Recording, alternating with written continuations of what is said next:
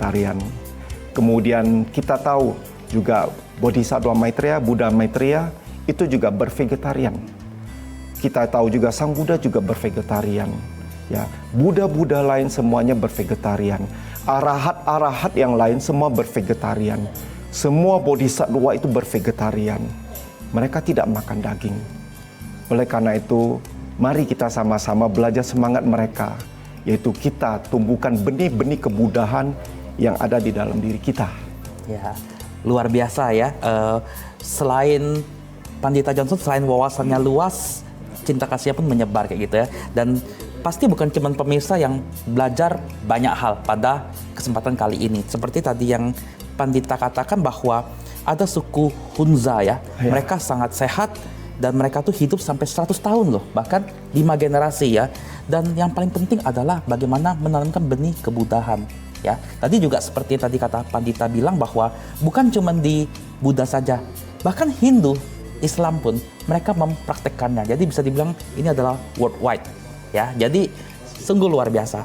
Baik, kita akan membuka sesi pertanyaan berikutnya, mungkin dari yang sebelah sini ya. Silakan sebutkan nama. Selamat sore, Pandita. Nama saya Dela. Saya ingin bertanya, be vegetarian, save our planet. Ini ungkapan yang sering kita dengar. Bisa dijelaskan artinya? Terima kasih.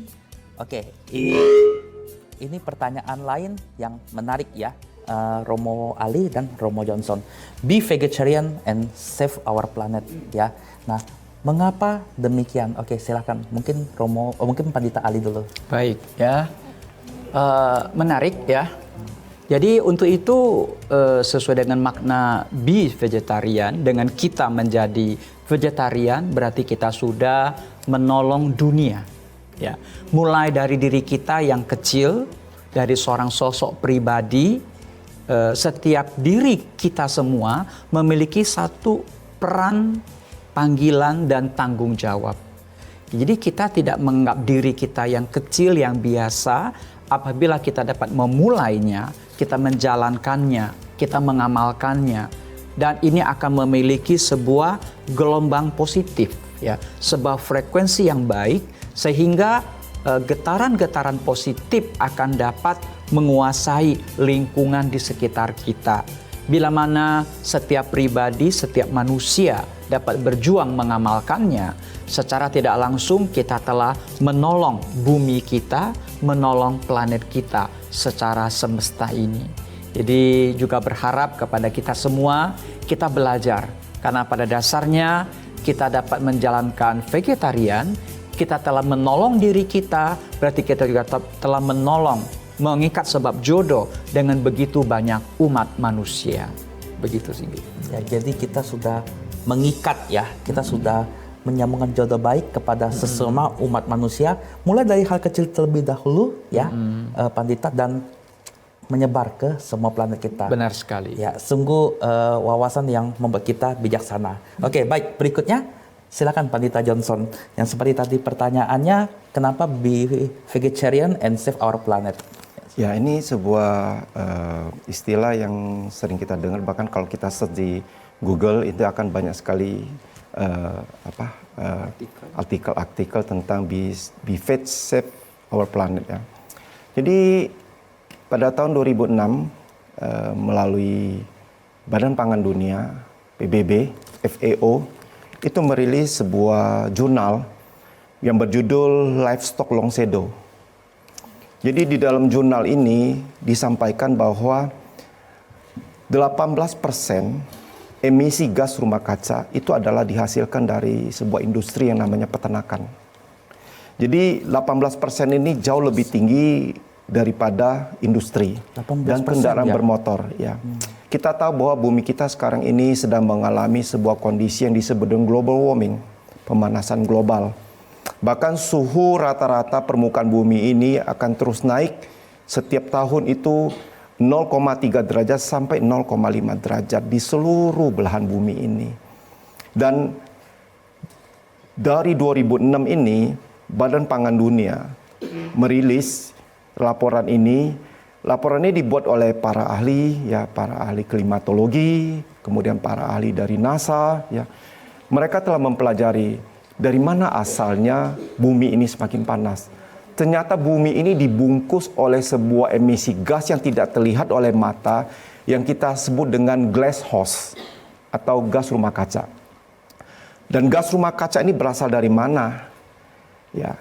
Dan setelah diteliti, ya, gas rumah kaca ini adalah datang dari sumbernya. Pertama itu adalah dari peternakan, 18,5%. Lalu kedua adalah industri, 13%, dan kendaraan bermotor. Selanjutnya adalah penggunaan energi. Nah, oleh karena itu, Be Veg atau Be Vegetarian, Save Our Planet, tujuan adalah bagaimana kita menahan laju pemanasan global ini. Bahwa tantangan yang paling serius untuk ke depan bagi kita semua ini adalah bukanlah virus, ya, tapi adalah tentang kondisi bumi ini, yaitu kondisi suhu bumi yang semakin hari semakin panas dan kita terasa semua. Ya kan, kita tahu kita sekarang di setiap rumah kita pasang yang namanya penyejuk ruangan, ya. Kita butuh penyejuk ruangan. Kita sudah tak berdaya menghadapi panas suhu bumi ini. Dan ke depan suhu bumi ini akan terus meningkat. Bagaimana generasi akan datang? Semuanya ini harus dimulai dari saat ini. Menjadi seorang vegetarian artinya kita mengurangi kebutuhan kita, ketergantungan kita terhadap sebuah industri namanya peternakan. Ketika kita makan daging, kita makan telur, kita minum susu, artinya kita telah mengembangbiakan sebuah industri namanya peternakan. Dan peternakan ini menghasilkan emisi gas rumah kaca yang tinggi. Dari sebuah peternakan menghasilkan gas karbon dioksida, gas metana, dan gas nitrooksida. Ya. Demikian, ini yang disampaikan oleh PBB, Badan Pangan Dunia. Bahwa masa depan bumi kita ini sekarang sudah terancam dan memprihatinkan. Dan dampak dari pemanasan global ini adalah ketidakstabilan cuaca. Bumi kita sekarang menghadapi cuaca yang ekstrim. Badai, banjir. Seperti saat ini kita lihat di Pakistan, itu banjirnya sampai saat ini katanya belum surut. Dan ini sudah terjadi berminggu-minggu. Kemudian di beberapa wilayah di negara lain, sungai-sungai mengering. Lalu fakta atau fenomena saat ini adalah gunung es yang ada di kutub utara dan selatan terus mencair. Dan permukaan air laut terus meningkat. Dan daratan-daratan akan mulai tenggelam.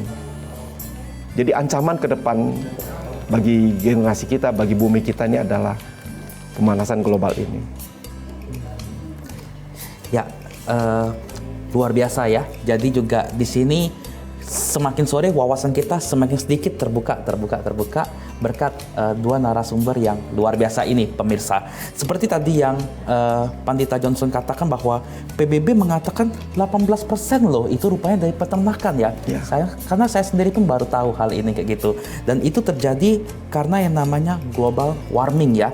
Dan juga selain itu juga rupanya cuaca kita berubah-ubah gitu. Karena saya pernah melihat satu interview ya di televisi kan. Kalau dulu katanya musim itu panas sama hujan. Sekarang ada namanya musim global warming kayak gitu ya. Musim berubah-ubah. Jadi sekarang bisa dibilang tidak terprediksi ya. Yang dimana ini bulan mau masuk ke Oktober yang seharusnya musim hujan ya. Ya, Romo Ali dan Romo Johnson malah nggak hujan. Ya, itu yang kita lihat fenomena saat ini, pemirsa. Dan gunung es pun juga terus mencair. Baik, ya kita akan langsung masuk ke pertanyaan berikutnya. Dan ini menarik. Bagaimana perkembangan vegetarian di seluruh dunia, bahkan khususnya di Indonesia saat ini? Ya, silakan Pandita Ali. Oke, baik ya. Perkembangan vegetarian baik di dunia ataupun di Indonesia boleh dibilang mendapatkan sambutan baik dari seluruh masyarakat, dari berbagai profesi, dari berbagai latar belakang. Jadi seseorang memilih untuk pola hidup vegetarian tidak hanya berpegang kepada agama atau karena agama tertentu, ya ia baru belajar untuk vegetarian. Ternyata tidak. Seperti tadi yang telah dikatakan, di mana dengan kita dapat memilih hidup bervegetarian, berarti kita sudah peduli kepada bumi kita, rumah kita. Ya. Jadi seperti yang kita lihat di masyarakat, mereka yang memilih vegetarian itu terdiri dari berbagai kalangan. Baik dia seorang olahragawan, ataupun seorang artis, aktor, ataupun pemuka-pemuka masyarakat. Ya. Di mana pola hidup nabati, pola hidup vegetarian menjadi pilihan untuk tren kehidupan masa kini. Jadi tidak salahnya kita belajar memulai dari hal-hal sederhana dari kehidupan kita. Kita yakin apa yang sudah kita karyakan selain baik untuk diri sendiri, baik untuk semuanya. Ya, luar biasa ya. Jadi seperti yang tadi Pandita Ali katakan bahwa rupanya vegetarian itu sudah disambut baik ya, disambut baik, bahkan sudah masuk ke berbagai kalangan seperti tadi Pandita katakan sudah masuk ke pemuka masyarakat, olahragawan, dan itu pun bahkan sudah masuk ke artis kayak gitu ya. Dan mereka pun menjadi example yang luar biasa, mereka menjadi contoh yang luar biasa untuk kita semua. Baik, silakan Pandita Johnson. Bagaimana perkembangan vegetarian di seluruh dunia, bahkan khususnya di Indonesia saat ini? Silakan. Ya, Singgi, bahwa sekarang vegetarian sudah menjadi sebuah tren ya, atau kita sebut lifestyle ya, gaya hidup. Jadi tren atau gaya hidup bervegetarian ini sekarang sudah semakin meluas ya di seluruh dunia ya. Bahkan semua kalangan sudah mulai mengadopsi pola hidup vegetarian ini. Nah, mengapa? Karena sekarang adalah sebuah era transformasi ya, sebuah transformasi informasi yang luas ya, di mana orang dengan mudah mengakses informasi-informasi tentang vegetarian ini. Dan mereka mengambil sebuah kesimpulan, ternyata vegetarian sangat positif bagi kehidupan, terutama bagi kesehatan. Dan ini terbukti kita lihat perkembangan di Indonesia, vegetarian terutama di Indonesia ya, bahkan khususnya di kota Palembang kita. Saya masih ingat 30 tahun yang lalu ketika saya mulai belajar bervegetarian, saya merasakan sekali bahwa vegetarian ini masih sangat sedikit ya.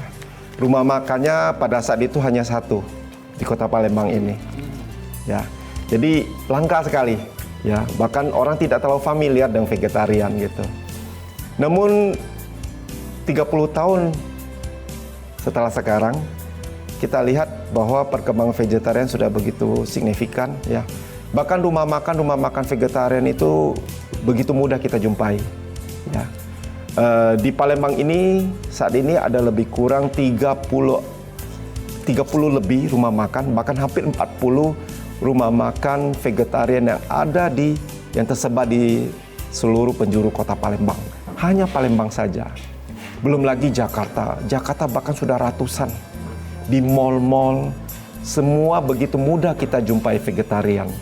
Jadi ini menunjukkan bahwa sebuah tren positif. Dan artinya vegetarian ini sudah disambut baik oleh masyarakat. Dan variasi atau variabel makanan vegetarian juga sudah sangat banyak ya. Kita bisa menikmati rendang, sate, ya soto, semuanya seperti aslinya ya. Sudah banyak modifikasi ya, bentuk-bentuk makanan yang dibuat selezat seperti halnya makanan non-vegetarian. Jadi ini adalah sebuah kabar baik untuk kita semua bahwa menjadi vegetarian bukanlah sebuah hal yang sulit. Bahkan mudah sekali, bahkan tidak berasa vegetarian. Kenapa? Karena yang disajikan itu rasanya sudah mirip-mirip karena yang disajikan rasanya sudah mirip-mirip ya. Iya, dan pastinya bukan terbuat dari daging. Ini luar biasa. Nanti Romo, Pandita, kita lanjutkan lagi ya. Pasti juga pemirsa penasaran kenapa bisa seperti itu ya. Karena kita akan kembali lagi setelah jeda pariwara berikut ini.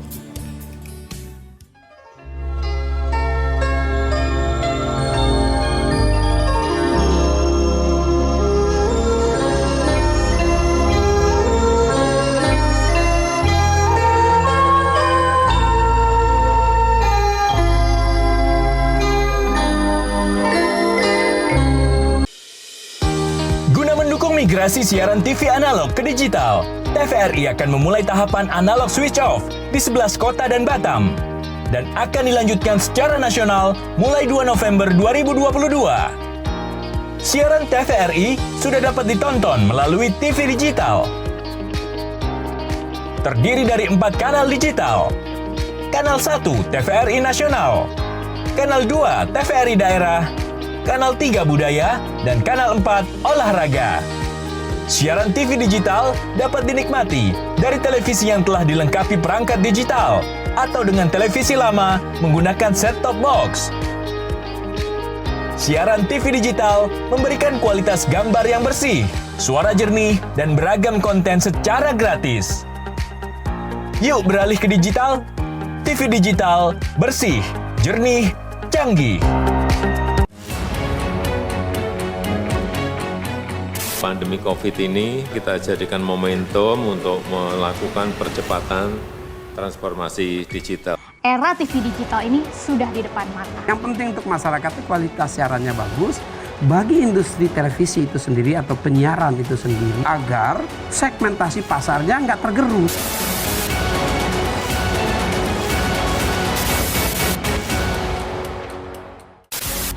Sejarah panjang dunia penyiaran diawali dengan hal yang sederhana, yaitu informasi.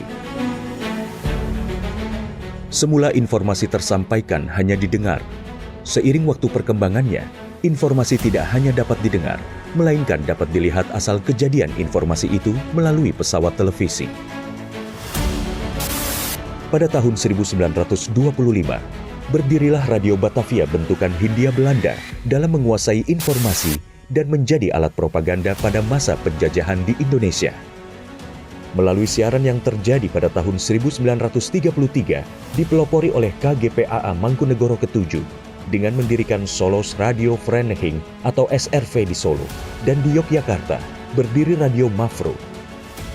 Siaran SRV untuk melawan siaran hiburan budaya barat dengan siaran kebudayaan asal Jawa Indonesia yang siarannya sampai seluruh Hindia Belanda. Dan sejak tahun itulah menjadi tonggak sejarah penetapan Hari Penyiaran Nasional. Pada tahun 1945, lahirlah Radio Republik Indonesia, dan di mana teks proklamasi tersiarkan ke pelosok negeri yang menyatakan Indonesia merdeka.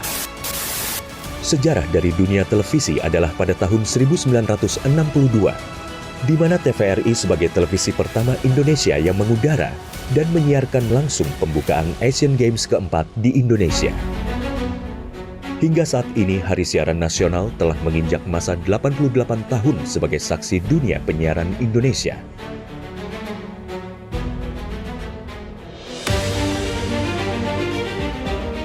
Sehingga perkembangan teknologi penyiaran menjadi faktor utama dalam menentukan kualitas penyiaran demi Indonesia maju. Namun masih banyak daerah yang tidak dapat ikut andil dalam pemerataan ekosistem dunia penyiarannya. Solusinya adalah analog switch off atau ASO.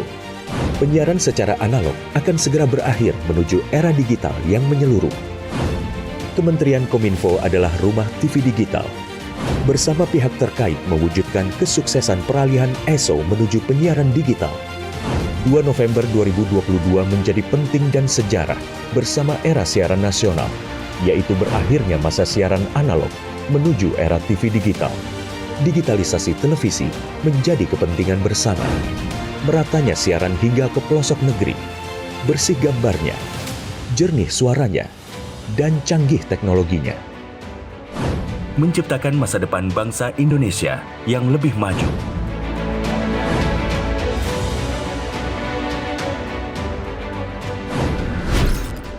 Halo semuanya, aku Modi, maskot TV Digital Indonesia. Aku akan membantu semua orang menuju migrasi TV digital. Di mana? Di siarandigital.id dan call center 159.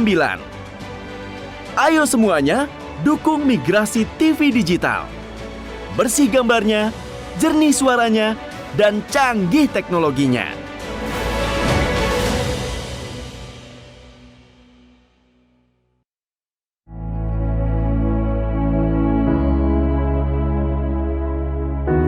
Pemirsa TVRI, pandemi COVID-19 belum berakhir. Sesuai anjuran Presiden, kita semua wajib pakai masker. Jangan pernah lepas masker saat bertemu orang lain. Mari disiplin. Indonesia pulih, Indonesia bisa.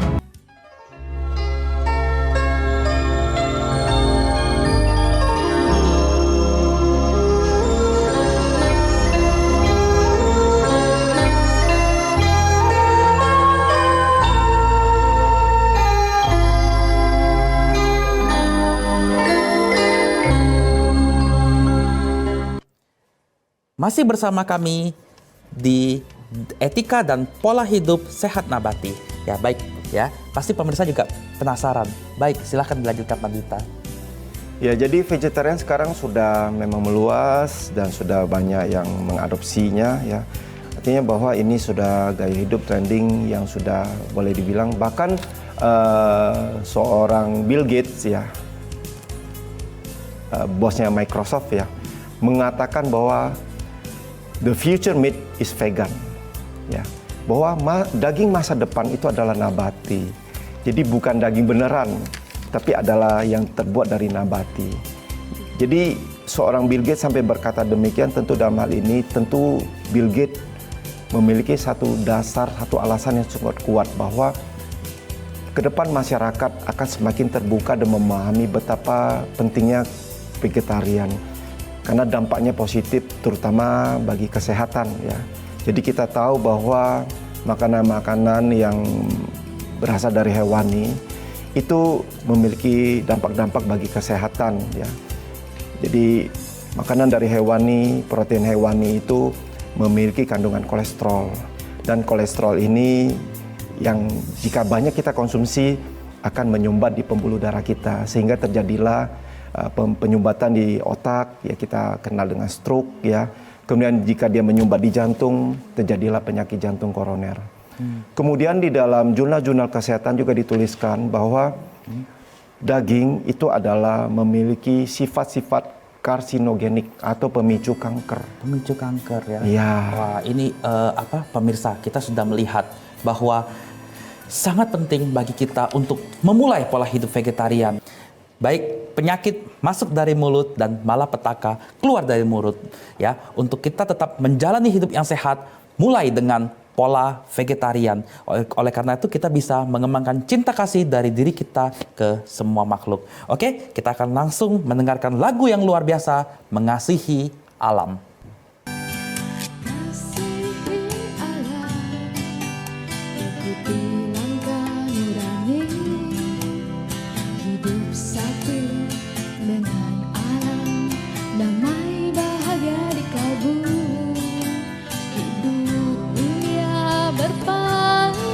Kaya indah penuh makna, suara alam segarkan jiwa nan gersang.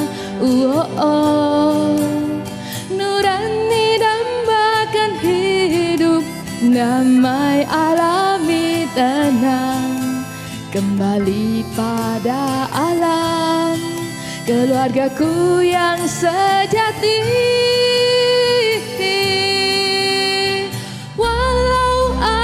Kecil bagaikan pasir samudra, namun dapat ku rasakan aliran darah tubuhku. Bersama sungai dan samudra serta air pepohonan, satu sumber dari